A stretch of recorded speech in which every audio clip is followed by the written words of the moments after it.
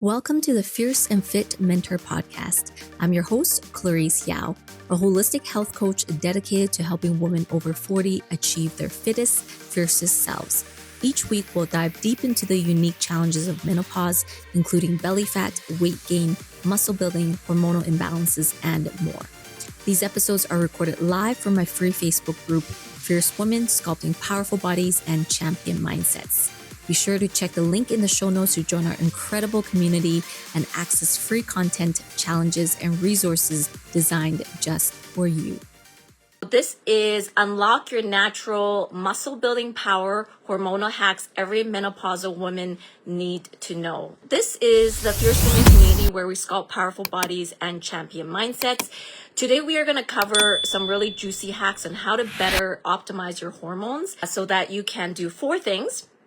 Okay, so if you guys are listening carefully, these are 4 things we really want to help you do, okay? It's to help you have better hormone balance, optimize your muscle building potential, increase your metabolic rate, and potentially decrease fat and belly fat in your body.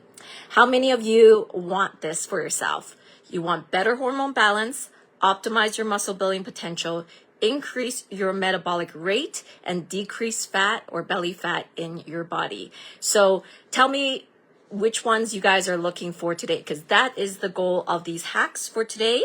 And like I said, if you feel like this will help someone or a friend, please tag them on this so that they can come and watch. And who is this not for? Okay, so if you are on this live, this is not for you.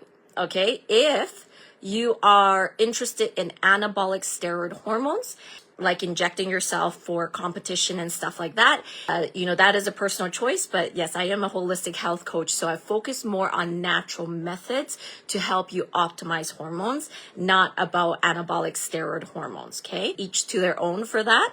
This is also not for you if you are just looking for hormone replacement. HRT. I did a live on this, and there is reasons you'll do HRT or things that you need to be conscious of when it comes to replacing the hormones that you may not have anymore, but that's all in kind of injecting or taking or applying more extra hormones to your body. So this is not that live. If you want to watch that hormone replacement therapy live I did, you can drop hormone replacement therapy below and we can tag you on that, but that's not what this live is for. This live is for naturally helping you improve your hormone profile with natural methods. Okay, are you guys ready? If you're ready, give me some thumbs up. Like the screen here, okay? And fireworks too, okay? Now, before we dive in, just really quickly is to give a shout out to Carmen DeRoe. If you are on here, you just gave her muscle building program this morning. So she is ready to do her muscle training. And I specifically designed it as a menopausal woman training protocol, which we're going to talk about in today's live about how to optimize muscle building hormones. So Carmen DeRoe, if you are listening, good luck with your workouts. Have lots of fun and cheer her on, ladies. Cheer her on. As well, I just want to give a shout out to Shelly Ridley and Tressa Lovelace, who also just joined the transformation program. Okay, so give these ladies lots of hearts, cheer them on. So we want to encourage all ladies in this community. So we're going to talk about 5 key hormones that help menopausal women build muscle and strategies to naturally boost them. Okay, so number 1 hormone is testosterone. Yes. Even though testosterone is much higher, obviously in men, women produce testosterone as well, but just in smaller amounts, okay? And as you know, testosterone is one of the most crucial hormones in helping you build and maintain muscle mass, okay? So how do you naturally boost this? The natural ways to boost testosterone in your body is actually through strength training, okay? So strength training, particularly weightlifting, okay, with heavier weights stimulates the body's natural testosterone level. I'd like to repeat that. Lifting weights, particularly heavier weights, gives you the ability to increase your natural testosterone level, okay? So if you're a woman who is just grabbing those pink dumbbells, now I do make fun of that, but I'm just jokingly, okay? I like pink dumbbells too, but If you're the pink dumbbell kind of girl, or just like 5 pounds, 6 pounds, 7 pounds, there's places for that for sure. But if you really, really want to get into it, let's pick up some heavy weights, okay, ladies? But with that being said, you need to know and have good technique, okay? If you don't have good technique, then you need to obviously get coaching, training. When I assessed Carmen, I was giving her feedback on her squats and how the way she was squatting was not really hitting her back of her legs or her glutes at all. And these are the types of things that you have to be very, very cautious of. So I would say technique first, then increase weights. But in terms of increasing testosterone, you need to better pick up some heavier weights, okay? If you guys who saw my Bulgarian split squat video from Monday? If you saw that, give me a thumbs up. What was I holding in each hand? Did anyone catch that? If you didn't catch it, put Bulgarian split squats or split squats, because we will tag you on that video, okay? And it's just to show you, because most women, they usually pick up 10 pounds in each hand to do a Bulgarian split squat, or 15 pounds. But most will not usually push themselves to go 25, 30 pounds, 40 pounds per hand to lift that. So I would encourage you to really consider that. And if you're not there, then make sure you get a coach who knows how to help you get up to that. Okay. When I trained Oshone, that was something I expected her to do eventually, to get to 50 pounds.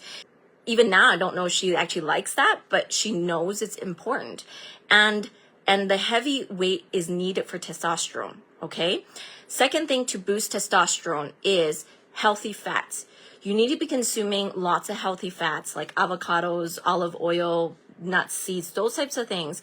They all support the hormone production of testosterone. So really making sure you have good nutrition and understanding why you need good fats. Something I say a lot about menopausal women is they often undervalue good fats in their body. Okay, so making sure of that. And then the third thing to really boost testosterone is quality sleep. Okay, your quality sleep and getting into deep states of sleep is where your testosterone levels are optimized.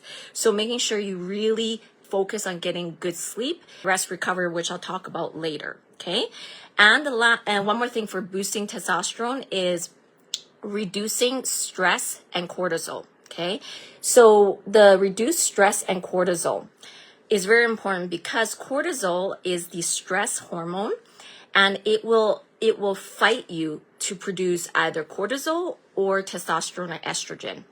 If you have high cortisol in your system, you are unable to properly utilize the steroid hormone to make testosterone and estrogen in your body. Okay, so learning how to reduce stress, cortisol is very important. Now, how to reduce stress, cortisol, all this stuff, we will talk a little bit more later. And it's not just mindset, but it's also the foods you eat, all of that. Okay, so number 2 hormone that you need to optimize is growth hormone. Okay, growth hormone. So put growth hormone below if you are interested in it, or you've actually heard or don't know much about it, you want to learn more about growth hormone, put it below. So I don't think a lot of people truly understand about growth hormone. Okay, so the role of growth hormone is to repair tissue, to help muscle growth and fat metabolism. Okay, this is a very important hormone to help women build muscle and recover. Okay, so the first thing that you need to do to improve growth hormone, which helps you recover, build muscle, is you need to incorporate high intensity interval training. Okay, HIIT, high intensity interval training. Now, this is something I talk a lot about actually when I say the word menopausal training protocol. Okay, menopausal training protocol. So Carmen is on here. I just delivered her workout program this morning. She doesn't have to worry about that because everything is worked in for her on how I want her workouts spaced out and the way it's done. Okay. The thing is, strength training is very important, but HIIT training with the short bursts, like let's say really intense for 30 seconds or a minute and then backing off, is very important. It is known and scientifically shown in papers to produce the highest GH level spike in your body. Okay, so everybody's like, oh wow, now I really want to do HIIT training, correct? But the tricky part for menopausal women is that high intensity interval training, when it's not done properly or done in the right amount or done overly too much, is you will spike cortisol. So the key is understanding how much of your HIIT training you need in a relation to your strength training so that you can optimize testosterone and GH growth hormone in your body without spiking cortisol. So did you catch what I said? So this is a very key principle for everyone listening. The goal is how do we spike or how do we increase testosterone growth hormone at optimal levels in your menopausal body without spiking cortisol. Okay, so this is very important because when I do your programming, and Carmen, as you do my workouts over this next week, because she has to do it minimum 1 week before she meets with me, you will see what I'm doing. You'll get to understand the process of how I'm building your program. That there's like certain parts where I really want your strength training. I want compound movements, certain parts where I want isolations, and certain parts where I want HIIT in there. Okay. And this is because we want the best cadence of hormone production in your body. But menopausal women have it a little bit harder because you're always fighting cortisol. Okay. So this is something I want you to keep in mind. So if you're like, I don't know what is the right combination for workouts to optimize my hormones, I want you to put menopausal women training protocol or just training protocol if it's too long for you. But that is what I term, because the methodology I develop for menopausal women and the workouts I design for you is positioned in a place to optimize that type of hormone profile without spiking your cortisol. Okay, so again, if you want to understand better how to combine that, I want you to put menopausal women training protocol. Okay, another way to increase growth hormone in your body is to have protein-rich foods. And we all know this. You need to eat more protein, but what you may not know is eating protein stimulates growth hormone. So you need to eat lean, good proteins like fish and chicken and legumes, like for Carmen, who's a vegan, to encourage GH secretion. So a little tip. I see in a lot of my women logs, because I go through and new clients are constantly coming in. Carmen, didn't we just have this discussion of like, where's your protein in this meal? Where's your protein? I think we just had that discussion. So be very careful when you're eating that you are prioritizing that. That's extremely important if you want better muscle growth. It's not just, protein for muscle, but it's protein for proper hormone secretion, for growth hormones, right? And then the other thing to optimize growth hormone is sleep. Okay, so sleep, again, just like testosterone, it is released at the highest in your restful sleep. So it's released a large part in your sleep. So you need to make sure you have really good sleep to enhance growth hormone in your body. Okay, so now that's growth hormone. Okay, we're going to dive a little bit deeper for all of you on here. And if you are excited to learn deeper on growth hormone, because I'm going to give you this extra, because I actually go into this in the muscle sculpting masterclass in one of my course, but I'm not going into that detail, but I'm going to give you a little bit of bonus here. Who is ready for the bonus? Put bonus below, because we're going to go deeper on the HGH here. Sharon Lang, good to see you.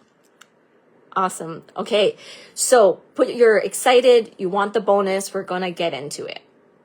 All right. So for everyone that's listening, the key here is understanding hormones for menopausal women. Okay. So the thing is, I always say this, okay, when you're studying into anything nutrition for your body or any information, you must filter it through, does this make sense for your age, your body, all of this? Because human growth hormone is extremely important, is talked about a lot. But I will tell you that one hormone is not talked about enough for menopausal women. And this is something I go into a lot in the muscle sculpting masterclass, which is IGF-1.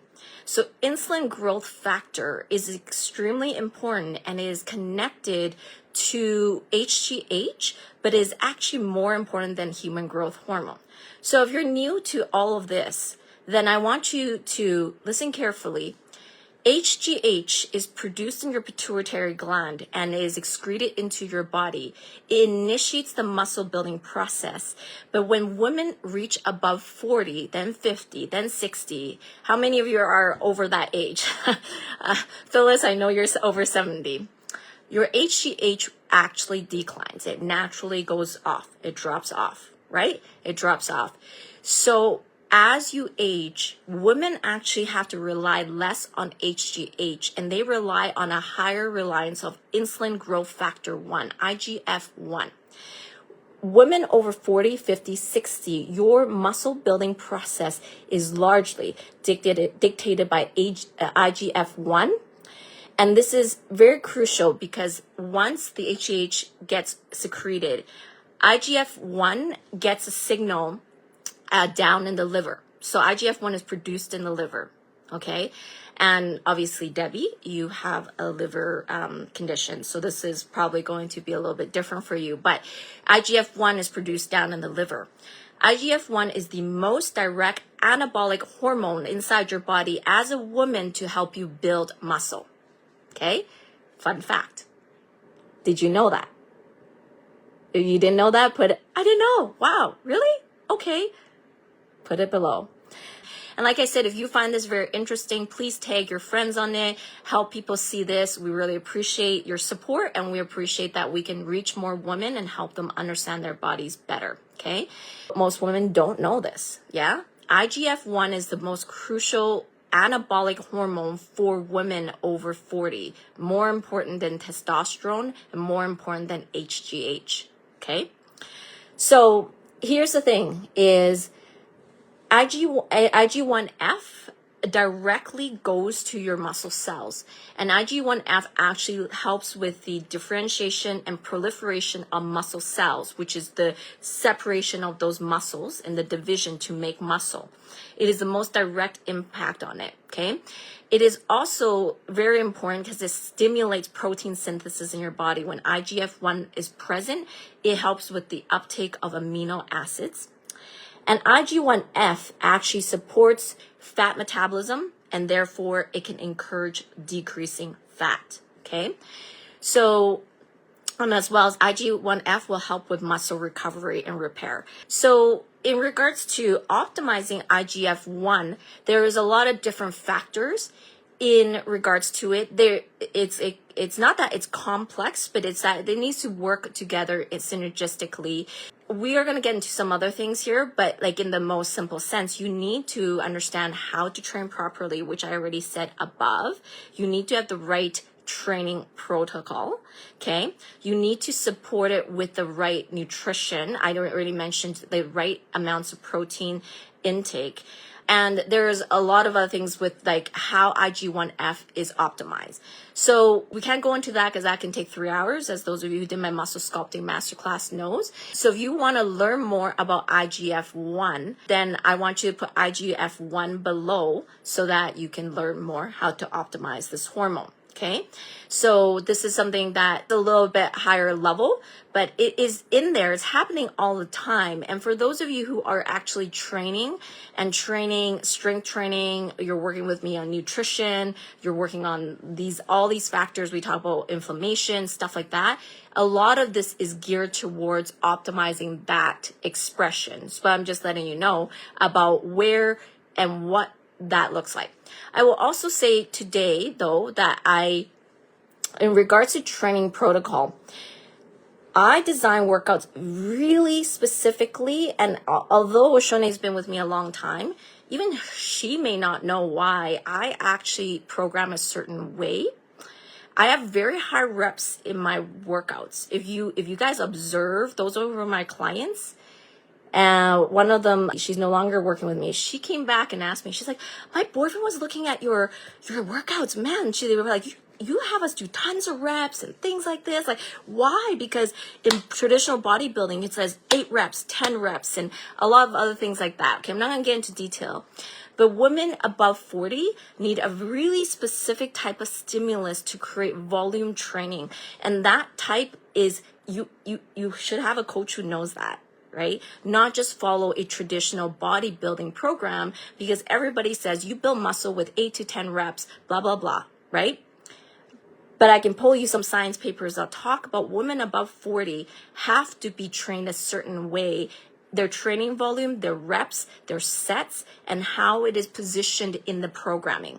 So again, I want to encourage you, if you don't actually know this, put the menopausal training protocol, or if you put IG1F, then that's cool. Okay. So, okay, we're going to move on to the next hormone. We talked about testosterone. We talked about HGH/IG1F. The third hormone we want to talk about is insulin. Okay, so this is very commonly spoken. I also have an insulin live. So if you're like, this 5-minute description Clarice is giving me is not good enough, you can drop insulin below and we can send you the insulin live as well. Okay, so insulin is the hormone that helps you transport nutrients, including amino acids and sugars, into your fat cells, muscle cells, liver, etc. So it helps you transport nutrients into cells, basically. Okay. I want you to think about this. Why do men train heavy and low reps at 8 to 10 reps? What is the reason for that? And is this actually the optimal type of training for women? If you understand the hormone profiling behind that, it's actually not the same. And there's a lot of supporting science research behind why men and women should not be training the same. If you have a male trainer and they don't fully understand this, that is going to be a problem. Okay, so this is something I want to encourage you guys to think more carefully about, because the way you train should be slightly different than a man, and slightly different than just the standard protocol of what produces muscle in your body. Okay, because your body's hormone profile do not operate the same. A man's profile of muscle building operates highly on testosterone and highly on HGH, human growth hormone. Women's body do not operate on high testosterone, and we don't operate at high HGH, especially after 40. So you can see now the training protocol has to change, right? So going back to insulin, helps transport nutrients, right? And insulin is most known to help you control blood sugar levels, okay? So it is, if you have a better insulin response, okay, it means that you will be able to uptake sugar and nutrients into your cells more effectively, and you don't require so much insulin hormone to be in your body, okay? When you are not good at insulin uptake or insulin sensitivity, it means your body is having trouble transporting that nutrient into your cells, okay? And that causes insulin resistance. And most menopausal women have some degree of insulin resistance because of your changing hormone, meaning your body kind of doesn't really function well with being able to uptake that. What does this mean? So that means if it is not efficient at uptaking your sugar and uptaking your nutrients, your body's gonna pump insulin more into your body, okay? This isn't good. That means your body's organs need to continually pump insulin out. And eventually, if it's too much, that's when it starts to fail. That's when you're going to start to see pre-diabetes or diabetes, right? Do we have anybody who's pre-diabetic or diabetic on here? You can put it below. So that is your body's the way of saying we are now no longer going to produce insulin as well, because we are tired now. We're burnt out. We produce too much insulin. Okay. So we want insulin sensitivity. So we're talking specifically about the hormone of insulin. We want our body optimized to be super insulin sensitive. So how do we do this? How do we boost this? Okay. So the natural boost on this is something I teach a lot on, which is you must eat macro balanced meals. The better your macro balanced meals are, the more that you can become insulin sensitive because of the way the nutrients are partitioned. Macro balanced meals means you need to have protein, carbs, fat, and fiber. Fiber is kind of worked in there, but I need to emphasize this because we're going to talk about this later. Okay, so you must have that balance of protein, carbs, and fat, because the more balanced it is, the easier it is for your insulin to be controlled and to be timed. Okay, there's things about the timing with how much your insulin is going to spike. Okay, obviously, some of you may understand this. With more carb loading, you will spike your insulin faster. So we want to control this as much as possible. And so knowing your macros, knowing how to eat them together. Carmen, you're on here. Phyllis, a whole bunch of you. Obviously, Jennifer's been with me a long time. I'm just thinking of some of the newer clients, and I was just in one of their profiles, and I sent her a message. Okay, this was her breakfast. I can't remember all the fruits, but plum, another fruit, and Tootsie Rolls. Okay. She's not on here, but she may watch this, so it's okay. It's okay. I already sent it to her. Okay. Is that a macro balanced meal for breakfast? Of course, you guys are like, of course not. Like, what, right? But people do this. You may do this. You might eat like this throughout the day. You might actually, minus maybe the Tootsie Roll, have some way of the way you eat that just is not good for your body, not good for your insulin response. Okay, so you need to know how to combine those protein, carbs, fat, and fiber together to create the most optimization. Okay, so I know I did call her out on that one. So I was like, for breakfast? No, no Tootsie Rolls for breakfast. Okay, so if you are listening and you're like, I know what healthy eating is, I just want you to really think, like, how well do you understand on your plate of food the way you need to balance your meals, okay? Because the better you know how to balance this, the better you create insulin sensitivity in your body. We want insulin sensitivity, right? So, Darlene, what example? Well, you need to have protein. Let's have eggs. Carbs, you should probably have maybe some oatmeal if you like oatmeal, or maybe quinoa, and then you can have bell peppers in your eggs. I like that.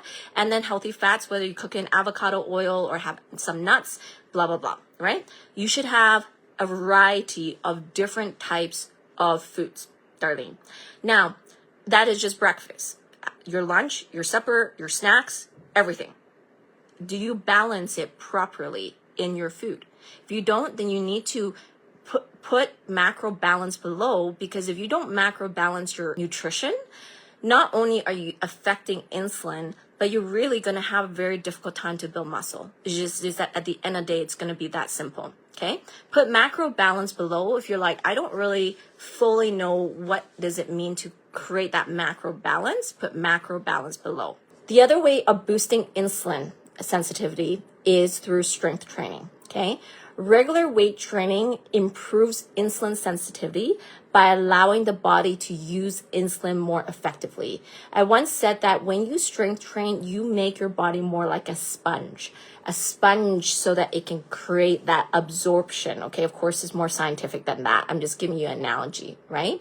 Is you need that sponge effect. More strength training gives you greater sponge effect, okay? More muscle base, more muscle fibers, greater sponge effect, okay? So you need strength training to boost this insulin sensitivity, okay? This one is kind of similar to what I said earlier, but it still applies to have as much whole foods and less processed foods as possible, because anything very processed you're going to find will cause tons of insulin instability, tons of spikes, tons of crashes, spikes and crashes.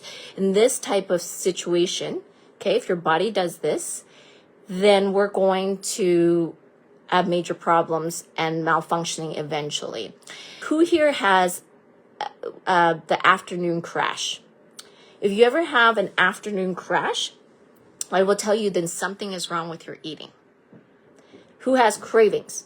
If you have afternoon crash or cravings, I want you to put it below, because the crashes is indicating something very wrong with the way you've eaten your food. And if you have a lot of cravings, with one of my clients, we're working on that right now. Actually, it's the same client who, is the same client? No, it's a different client now. But yes, I was going to say same client who had the breakfast, but it's a ton, what says she really struggles with cravings. It's all in how you do your food. It's all in how you combine your food. All of it. Yeah. So everyone that's listening, that is how you need to optimize your insulin sensitivity. Okay. Understand your macro balances, make sure you do strength training and eat whole foods. Okay. Next, we're going to go into number 4 hormone, estrogen. Okay. All of you know estrogen is extremely important. Estrogen is crucial for bone density and for maintenance of muscle mass. So here's the difference. Testosterone is about growing muscles. But in order to maintain good muscle mass, you have to have good estrogen. Okay? So what does that mean? As you reach into menopause and your estrogen drops off, that's estrogen drops off, testosterone drops off, growth hormone drops off. That kind of sucks, because what you could use to maintain, and some women that are in their younger years could be like, I still have good muscle tone. I don't have to go to the gym all the time. It's because they have estrogen. Wait till they pass 40, 50. Everything's going to start to drop off. Okay.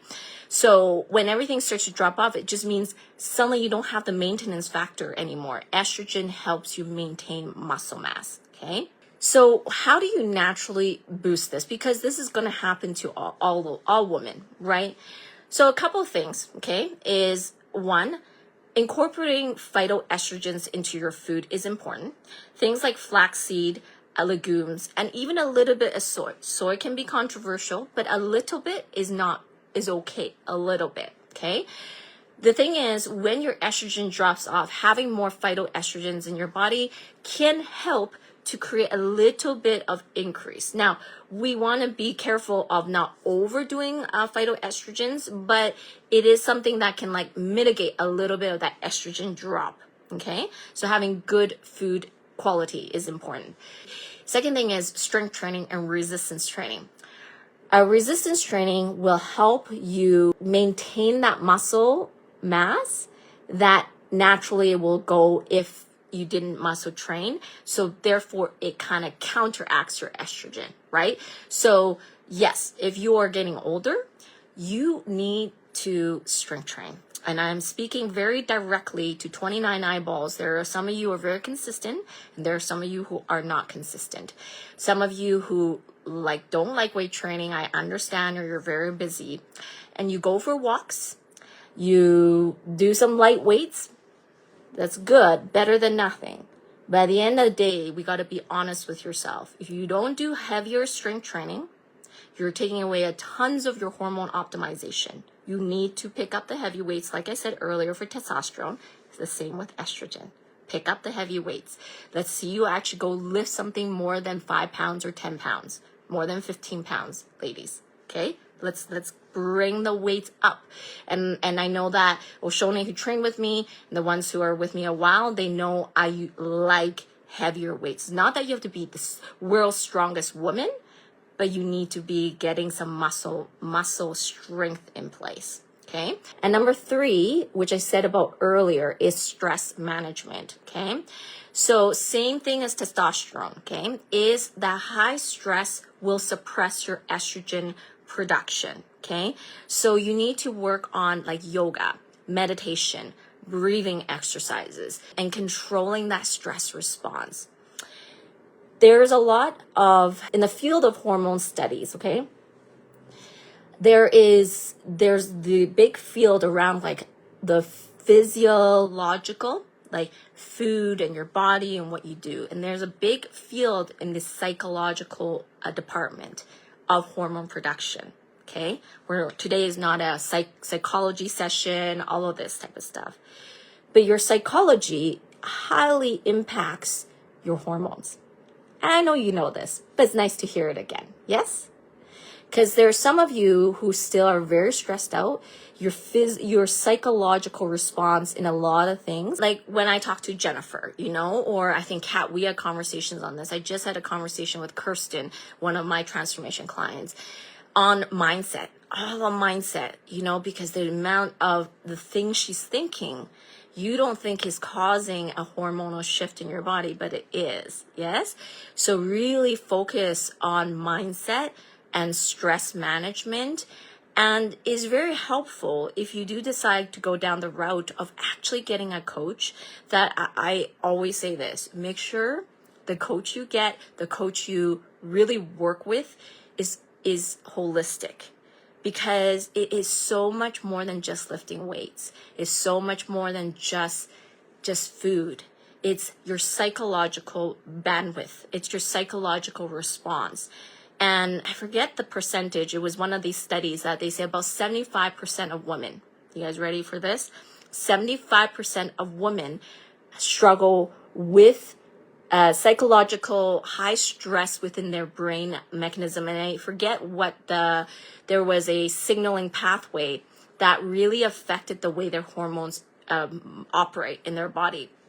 And so this is extremely important, okay? So it is something that you really need to work on, and make sure that if you are working with someone, that they're very cognizant of mindset. This is crucial for anyone, but women over 40, your cortisol is so important for proper muscle building. Remember this, okay? If you don't control stress and you don't control your mindset, you will always lose in muscle building, because the pathway it comes down through this line, and we're going to talk about DHEA right away, but the precursor to cortisol or testosterone and estrogen on this side. So if you are highly stressed or you trigger this pathway, then this side is always going to be mitigated. So you're always going to be low in testosterone and estrogen, which you already are low in menopause, but we need every little bit. Does that make sense? Every little bit counts. So you got to really manage that stress. Okay, so how many of you feel like, oh, wow, I need to have better stress management? Put stress management below, okay? Or mindset. We have a lot of mindset lives. I haven't done as many this year. I think Oshone's done a few, but last year I did more. So put mindset below if that you want to work on that. Heavy weights with low weights. Good question. Isabel, I would say no, not for a menopausal woman. But this is why I said there's specific training protocols for menopausal women that requires you to train slightly higher reps and volume, but it really depends on a number of factors. So you can't just throw somebody, I can't throw Debbie Levine into like, Debbie, can you go pick up 240 pounds and now do Bulgarian split squats? Debbie's probably listening to this like, what? No, of course not. But there's a way that you need to properly progress this, and there needs to be a specific segmentation of what type of things need to fit into your training protocol in regards to strength training, in regards to HIIT, in regards to cardio, which I will talk about here too, and in regards to your flexibility and mobility. There's a lot of training and rest and recovery. What is the protocol that needs to optimize hormone for women? Is not necessarily heavy weights and low reps. That's a traditional bodybuilding methodology, and it's researched on that isn't fully correct for menopausal women, okay? So that is how to optimize estrogen. So we're gonna now jump to DHEA. DHEA, okay? How many of you don't know this hormone or it's new to you? DHEA. It's a very long name. Dehydroepiandrosterone. It's very long. Just call it DHEA, okay? Okay, so what is the role of DHEA? So DHEA is a precursor hormone that helps you produce testosterone and estrogen, right? So it's the precursor. It's the hormone that is before testosterone, estrogen, right? It declines with age, but is very important for maintaining muscle mass and overall vitality, okay? So how do you boost DHEA? I said this above. You need to have healthy fats. Just like testosterone, all estrogen and testosterone and sex hormones and stuff like that are steroid hormones. They're made from fats. Okay, so you need to have healthy fats to be in your diet, in the way you eat. And you need to also, in terms of boosting DHEA, is you need both aerobic and anaerobic exercise. So you need both strength training and cardio. So this is why I say make sure your training has the variety, has all of these things within it to optimize your hormone. DHEA is needed and is boosted during both types of activity. And so you will miss out if you skip cardio. Some of you skip cardio. And Carmen, you have that assigned in, right, onto your program, because it's like, nope, you need this, you need to do this, and you need to make sure there's this, right? Having proper cardio and strength training will boost DHEA. And you need to, number 3 for boosting DHEA is reduce inflammation in your body. Okay, reduce inflammation. Consuming anti-inflammatory foods will help, like turmeric, ginger, that type of thing. But also making sure you don't inflame your body through a lot of the chemicals and things like that. And I teach a lot on inflammatory markers, because for menopausal women, your fight is always against cortisol and always fight against inflammation, right? So this is why you really need to reduce inflammation. But now there's one more reason for you to know why I say that. Reduction of inflammation helps with better DHE production. Okay, so making sure that, yes, not surprised about reducing inflammation. That's very common. I talk about this all the time, but you might not have known the connection to DHEA. And this is why I say if you have high inflammation in your body, you are going to have trouble building muscle, right? If you have high inflammation in your body, you will have trouble building muscle. Now you understand the basis behind that. So the other thing you have to be careful, I just think about, again, I guess I just been on her file, right, recently, because Carmen's just entered the transformation program. But when you are purchasing products, I want you to be very careful, not just ingredients, because that's very important. 21-day program, individuals, anybody here in the 21-day, you guys are learning tons in there right now, right? We saw who was that posted one of those bottles of dressing, or I forget, it was horrible. I think it was Charlene who was posting this thing that her niece had. It was like filled with like toxins in there. But be very careful, even if the ingredients are clean. And it says manufactured in a facility with wheat, dairy, soy, peanuts, blah, blah, blah, blah, blah, all this type of stuff. And it's like, okay, we hope, you secretly might hope that that's just just to protect themselves, right? But you don't know what cross-contamination means, right? Cross-contamination. So before you go, well, this whole ingredient list is super clean, make sure you don't skip over that little statement at the bottom. They put super small, that says manufactured in a facility with blah, blah, blah, blah, blah, right? Why? Because yes, people may be allergic to it, but also because a lot of these things create high inflammation responses in a lot of people, and they have to put that type of stuff there, right? So reducing inflammation is so important, and making sure you really understand what is causing those inflammation in your body. And if you don't know and you're like, I need to learn more about reducing inflammation, put reduce inflammation below, okay? Reducing inflammation, building muscle kind of correlates together, okay? You can't say just like the moment I reduce inflammation, I'm going to have great muscles. But you understand that you are optimizing the hormone pathway. That's what this live is about, right? How do we optimize the hormone pathway? So that is number 5 is DHEA. I also forgot one thing, but I guess I will say probably below. Yes. Okay, that's okay. I'll be giving some of the tips below. So those are the 5 hormones you need to be aware of and optimize. Number 1 is testosterone. Number 2 is growth hormone or insulin growth factor. Number 3 is insulin. Okay? And you want to optimize insulin sensitivity. Number 4 is estrogen. You want better estrogen in your body. And number 5 is DHEA. These are the 5 hormones you want to optimize to create better muscle building potential. You know, I say this a lot. If you're 20, you probably don't really have to worry that much about it, right? Because your hormones is working for you. When you pass 40, your hormones work against you. So you have to be conscious of what these things are doing to your body, right? You're like, how come that 25-year-old is still so lean and she eats like crappy food? You go, well, that's because she has all her hormones working for her right now. Ain't gonna last forever, let me tell you. It will change as she passes 40, okay? Now, I have more coming, okay? More coming. So what's coming after this is I just talked about 5 hormones that you optimize in order to have better muscle building potential.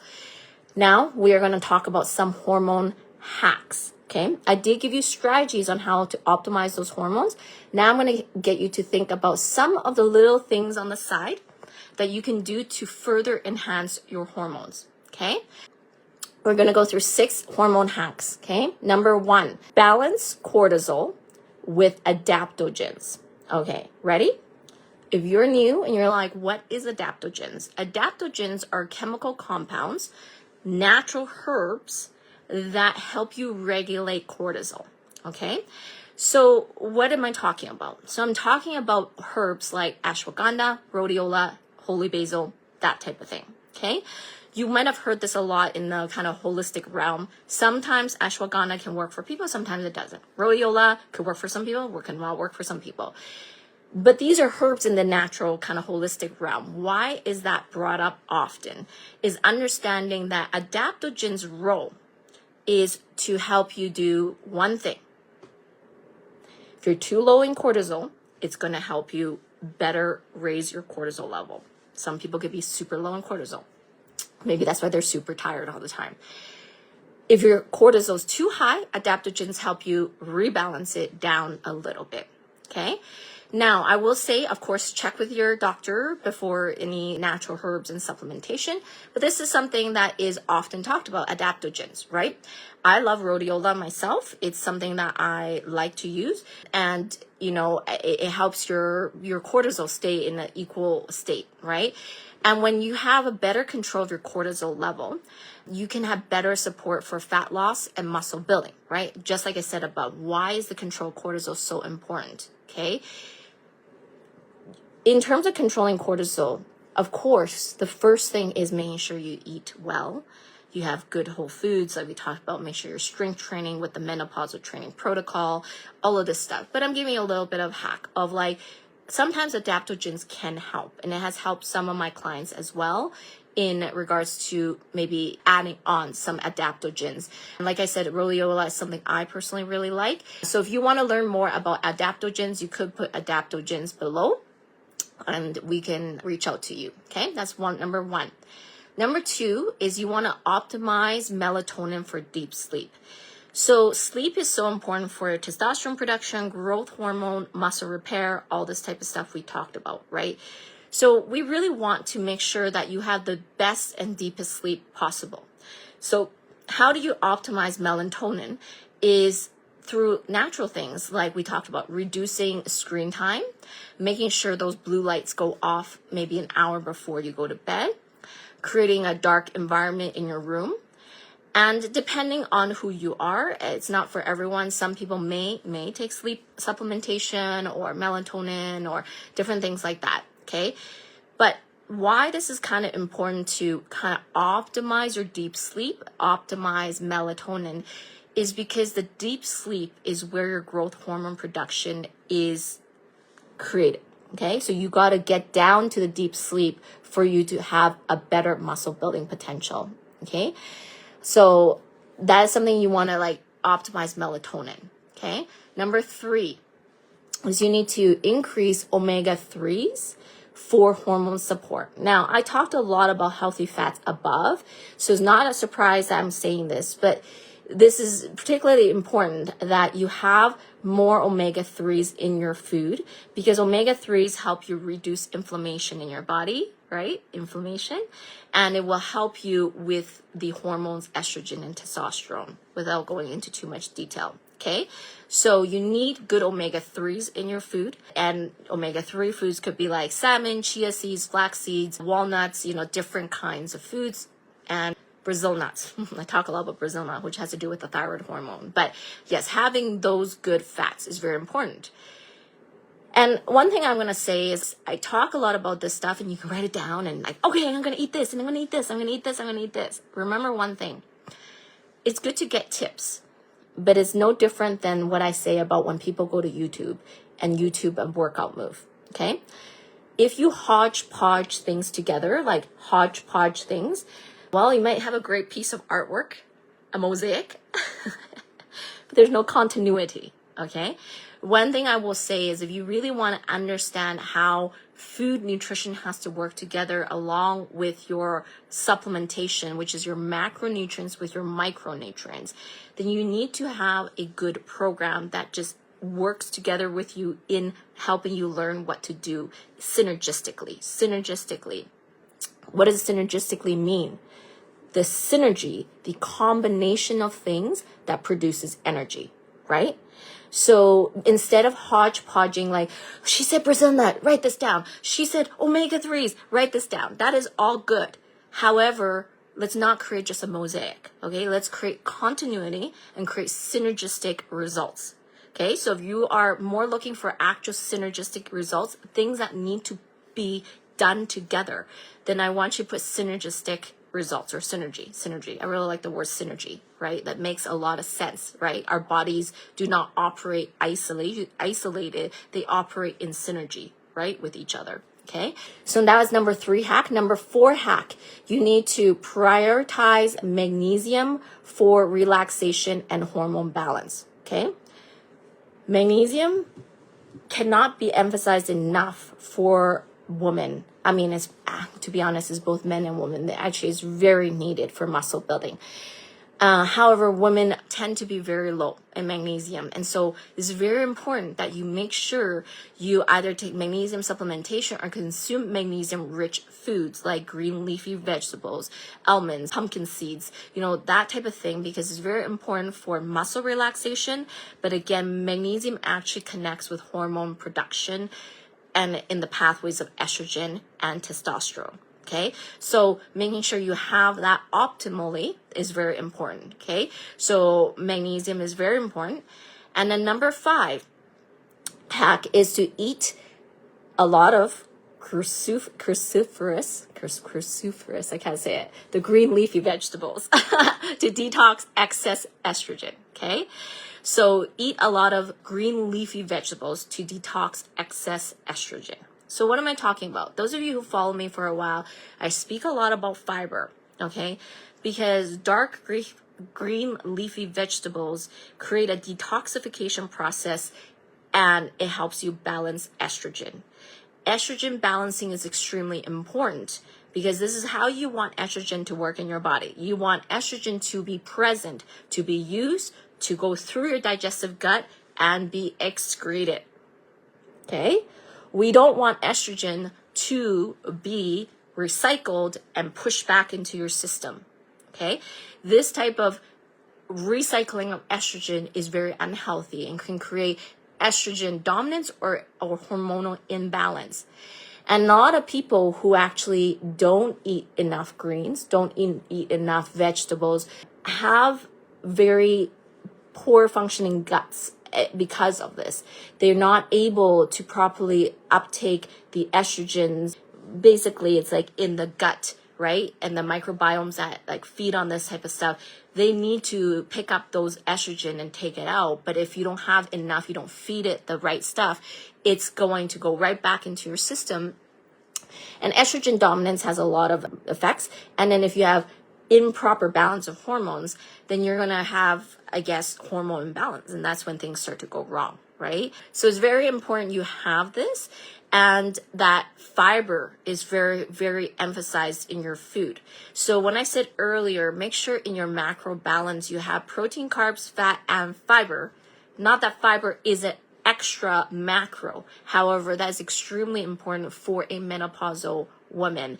And you know what? I wouldn't even say menopausal woman. It's extremely important for everyone and for women in general. Because, right, the correct estrogen levels in your body, even for your young teenage daughters, for young women, for women wanting to get pregnant, all this type of stuff is extremely important. So greens, fibers, and the very leafy vegetables, those are very, very important. So make sure you are really having that in your body and making sure that's balanced though. So for example, Carmen is a vegan.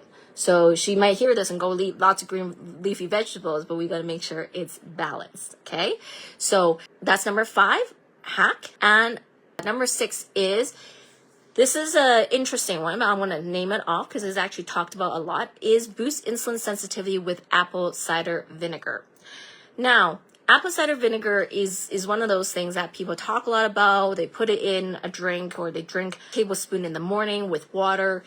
And it's something that I will reference, but it's not something you have to do, okay? Because some people hate the taste of apple cider vinegar. I'm one of them. But it has benefits, okay? So apple cider vinegar is known to help you slow down the rate of carbohydrate uptake. So it's creating more insulin, like better insulin response, right? It increases your muscle cells' response to insulin. So your muscles become more active to take up the insulin, okay? Apple cider vinegar. And it slows the gastric emptying of your digestive gut. So it slows down food absorption, which helps your insulin response, right?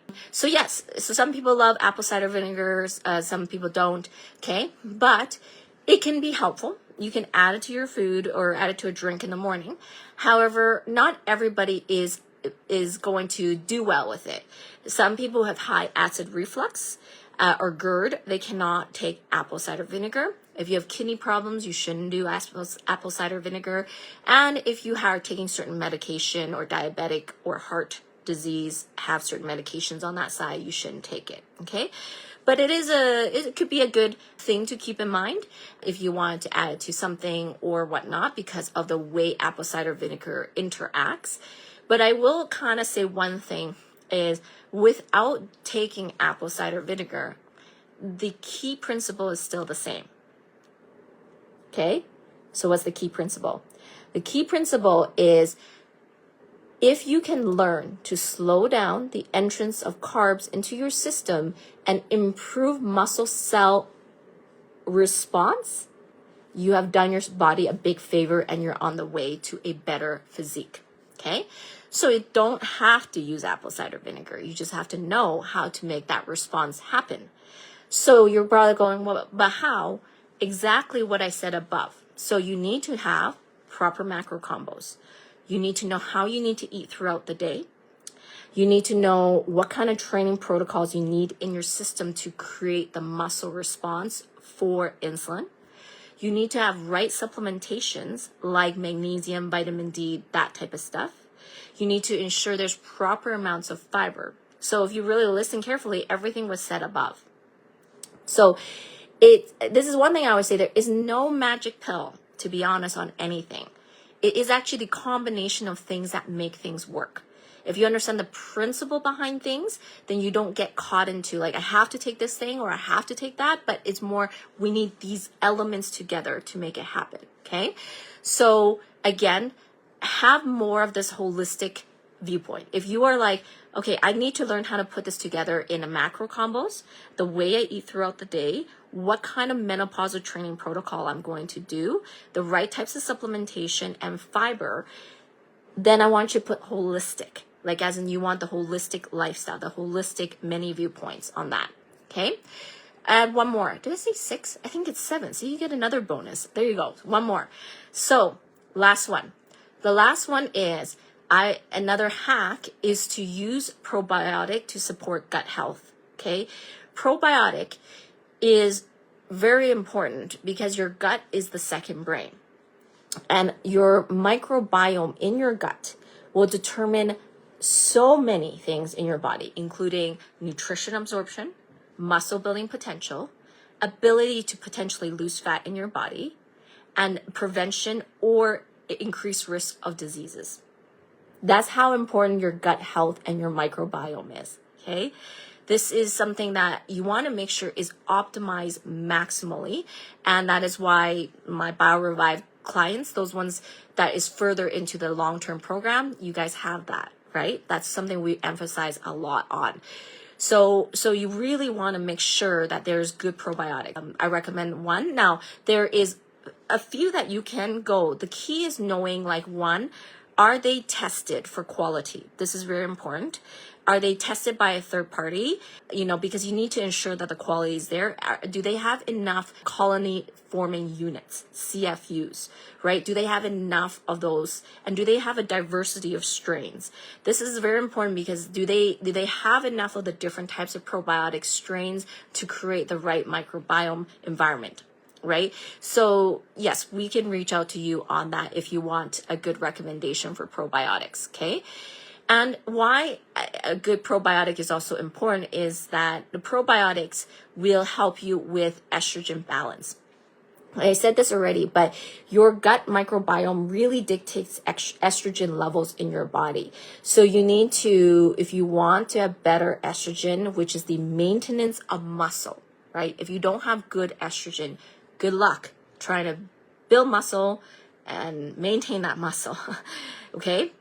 So you got to make sure gut health is very healthy. Okay, so put probiotics as well below. You could also eat fermented foods to get probiotics, like kimchi, sauerkraut, those things. However, I will say being careful about some of those things because it depends on how it's made and what's added to it, right? Sometimes they add sugar, sometimes they add these other things and dairy and it makes it questionable if it's actually that good for you.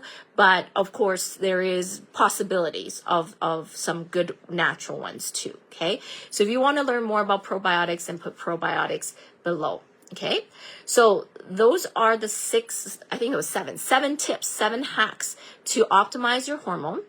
And I'm going to wrap this up with 4 or 5 things that is going to summarize everything. Okay, and if you enjoyed this, put enjoy or what you love learning about this, because I always like feedback on this. Okay, so we're going to go through, summarize 5 things.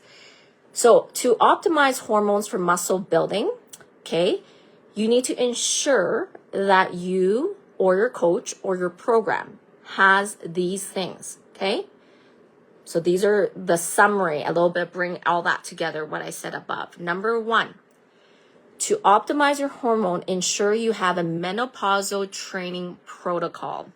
This is relating specifically to your training program. So in the strength training department, it's very crucial that you understand that your progress in muscle building is not just about lifting weights. It's what kind of protocols are you putting in place? Are you resistance training? What is the volumes? What is the sets? And what is the HIIT training involved with it? How much cardio are you doing? Do you do flexibility, mobility work? And do you have proper rest and recovery? These aspects are very important to consider, which you should consider. But if you're in my program, you don't have to do the hard work. I do the hard work for you and I deliver it to your app, right, Carmen? So it's in your app. You don't think about it. It's already in there. It's worked in because of what I want to do with your DHEA, your estrogens, your testosterones, your optimization. Okay. So number 1, make sure you have the menopausal training protocol. If you don't in your training and you only go to the gym to lift weights and you're the person that says, I go to the gym 3, 4, 5 times, but I just am not building muscle, then maybe you need to consider it isn't just about lifting weights. That's very important, but it's not the only thing. So if you need help with menopausal training protocol, then put menopausal training protocol below. Number 2, to optimize your hormones for muscle building, you need to ensure that you have macro balanced meals with optimal protein intake, really good fat intake with the unsaturated fat class, right? Omega-3s we talked about, and really highly emphasizing fiber. Okay, these things are extremely important for you as a menopausal woman. And before someone says, But how much protein, Clarice? I don't have the answer for you until I know you better. Okay? Because it can't just say that. I need to know you. Like, if I said a percentage right now, and you haven't worked your way up to lifting 50-pound dumbbells in each hand, well, and you're only lifting 10 pounds in each hand, I certainly would say that protein intake is totally different, right? If you are now lifting 50, 60 pounds in each hand, I would say your protein intake is different, right? So you can't really ask me on a live. We need to talk individually, and you need customization for specific numbers, okay? Everybody can throw out generalities though, right? Like the generality of like, protein generally should be approximately 30%, right? Like, so you go like, oh, okay, that's good, but what does that mean? Are you 25? Are you 35? Are you 40? You know, like, what does that mean? So that's why before people say, well, tell me what percentage, I just want you to understand that you need to consider factors. I don't know how hard you work out. I don't know what injuries you have. So I can't dictate how much protein you're going to uptake in your body. So, but the key for number 2 is macro balanced meals with proper protein intake, fat intake with unsaturated fats as a focus, and high fiber. Okay. Number 3 is focus on anti-inflammatory foods and inflammation markers. Okay. That's not surprising, but please make sure everything you're doing as a menopausal woman is working towards to decrease inflammation in your body, as that will help you optimize hormone and muscle recovery. Okay. Number 3, if you struggle with inflammation or you know you have inflammation, maybe you should put inflammation below if you need help with that. Okay, that's number 3. Number 4, rest and recovery. Okay, so you need to ensure that you incorporate proper rest and recovery into your workouts, and you need to make sure you work on mindset. Mindset is very crucial because your psychological background in your brain will actually activate parts of your brain that switches hormone signals. So make sure you are really working on mindset, making sure you have proper rest and recovery, and that you also have a program that focuses on lifestyle factors like water and sleep, just like I talked about earlier.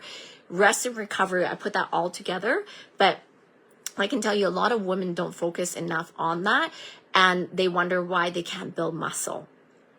They sometimes work too much, overwork, overdo cardio, work out 2 workouts a day, do too much, or the other. There's people on both ends that don't do enough and some that do too much, okay? But you need proper rest and recovery to build muscle properly. And number 5 is you need to understand supplementation as an aid for the other 4 factors I talked about above. Supplementation will always be supplementation, meaning it supplements the main things you will do. It's not the main thing, but your supplementation does dictate a lot around how well your body will fill in the little holes, okay? The big holes, let's just say if you stacked the cups together, I don't know why I'm saying cups, there's cups right here, maybe, but you put 5 cups together, right? One is like macro knowledge, one is like reducing inflammation, others like menopausal training protocol, right? You put 5 cups together, there's still little holes between, right, of each cup, right? When they put the cups together, like there's still little gaps in between. So think of supplementation like filling those gaps in between. You still need the big cups, that's most important, but you need good supplementation like your vitamin Ds, like your magnesiums, like some of these other things I talked about to help you with optimizing muscle build, okay? So again, if one of these you're like, I struggle more with, I want you to put it below. Do you struggle? Do you need more help with menopausal training protocol? Do you need more help with macro balanced meals?